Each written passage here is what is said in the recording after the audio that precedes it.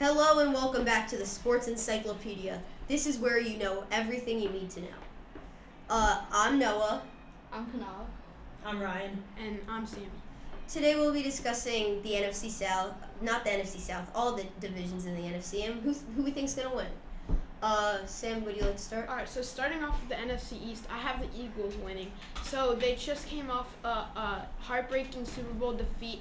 They got DeAndre Swift during a draft day trade. They brought back some key defensive players, and then Jalen Hurts they signed to an extension. So I think they could definitely be back in that Super Bowl. I agree. So I'm doing the NFC West, and I have the 49ers coming out first in that division just because Brock Purdy's success at the end of last season. Will Brock Purdy be there to start? That's a good question.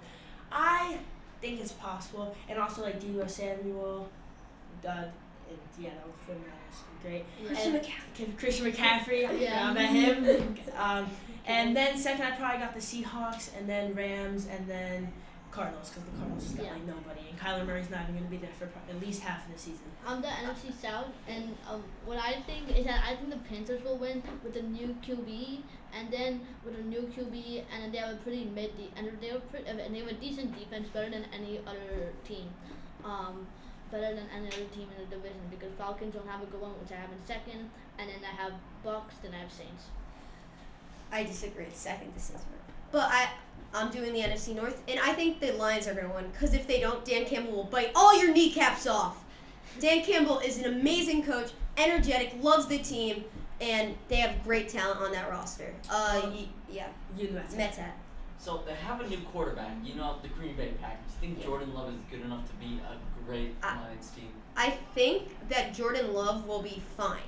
I think he'll be average, but I don't think he'll be enough to win this division with I don't think they'll even get second, especially this year in Jordan's first year. Yeah. What do you guys think? You?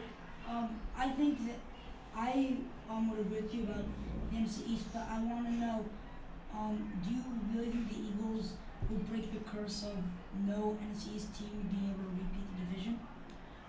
Yeah, so that's a great question. The NFC East, division winners have been a roller coaster. There has not been a back-to-back winner since 2000. But yeah, this Eagles team, you have the Cowboys who got a couple players, but you have Dak Prescott and he throws a lot of interceptions.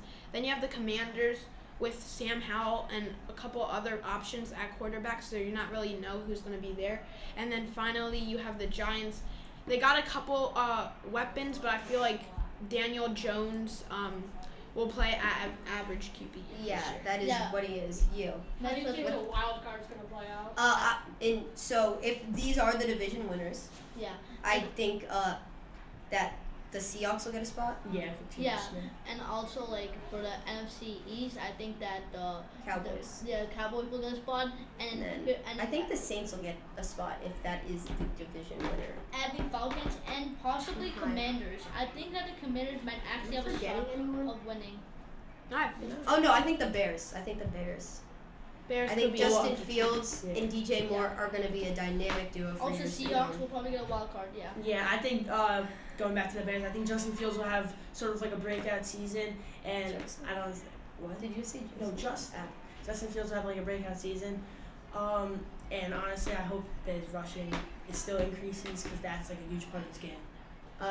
And also same with the Vikings. I feel like Justin Jefferson can do very good from maybe pushing for the first 2,000-yard season. But I guess we'll wait and see. Yeah, and that does it. Thank you for tuning in to the Sports Encyclopedia. Thank you. Thank you. Adios, mi amigo.